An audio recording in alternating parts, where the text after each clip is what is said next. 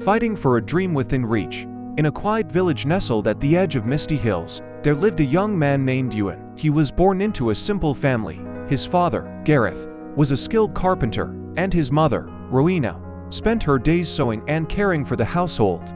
Ever since he was a boy, Ewan carried one clear dream in his heart, greater than he would one day make his small village, and maybe even his entire country, known to the world. As a child, Ewan devoured every book he could find in the village's tiny library. While other boys ran through fields, he sat under the old oak tree, reading stories of faraway lands and people who had turned nothing into something. Years passed, and Ewan became one of the first in his village to be accepted into a university in the city. When he left, neighbors clapped him on the back, half teasing, half wondering if the boy would come back at all. But city life was harsh. He spent his days attending lectures, his nights washing dishes at a local diner. With one hand, he scrubbed plates. With the other, he held on to textbooks and dreams.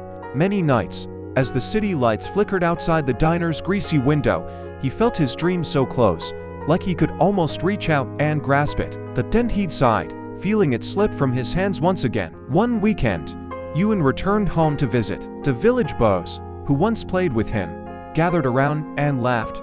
Greater than so, Ewan, how's your big dream? Did the city chew you up yet? Ewan smiled, but that night he lay awake staring at the ceiling of his childhood home. In the hush of the night, he confessed to his mother, "Greater than Mom, sometimes I feel like my dream is right in front of me, but I can't quite catch it. I wonder if it's worth all this struggle." Rowena gently squeezed his hand and said, "Greater than my son, a dream that feels close is like fruit on the highest branch. It looks easy to grab, but you have to climb carefully, reach fearlessly, and hold tight even when your arms shake. Otherwise, the wind will take it away." Those words stitched themselves into Ewan's heart. When he returned to the city, he worked even harder, saving every penny, attending free courses, learning new skills. He knew shortcuts would tempt him, shady deals, easy money, compromising his integrity. But he chose the hard road every time, because to him, a pure dream was worth more than quick success. After graduation, Ewan started at a small firm as an intern. He was given the tasks no one wanted, organizing dusty files, making endless coffee runs. But unlike others, he saw every boring task as a chance to learn something new. When his co-workers left at 5, Ewan stayed behind, studying old reports, correcting mistakes, and making notes. He didn't need praise, he had his dream. One late night, the firm's director, Frances, found Ewan alone, papers scattered around him. "Why are you still here, Ewan?" she asked. He looked up with his tired but determined eyes and said, "Greater than, because if I want my dream to come true, I have to hold on to it when it feels close and work twice as hard when it feels far." Impressed, Frances entrusted him with a small team. Ewan picked his team carefully, not by their resumes, but by their hunger to grow. They were young, untested, and full of mistakes, just like him once. Together, they pulled long nights, sharing stale coffee and big ideas. But success wasn't simple. Just when they were about to launch their biggest project, funding fell through.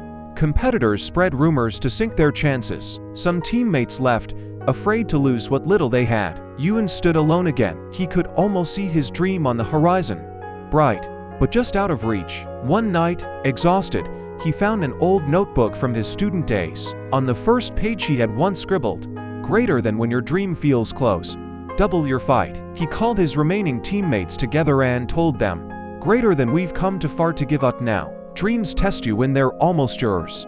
If you're willing to fight for it when it's within reach, you deserve it." They worked through nights when the city slept. Ewan made cold calls to investors, knocked on doors that never opened before. He learned how to pitch his ideas so people would listen. Slowly, things changed.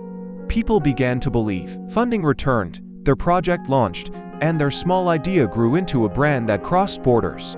Years later, Ewan stood once more in his old village, under that same oak tree where he had read his first stories. This time, he wasn't alone. Children gathered around him, eyes wide, hearts hungry for dreams. He told them, "Greater than a dream you can see is not a promise, it's a challenge. You will have to stretch for it, climb for it, fight for it when your arms ache and your heart is tired. But if you keep holding on when others let go, it will be yours." The lesson: when your dream feels close, fight harder, That's when you're truly tested. A shortcut may get you there faster, but it won't keep you there. A dream worth having is worth every tear, every late night, every risk. One day, the same people who doubted you will stand beneath your tree and find their courage to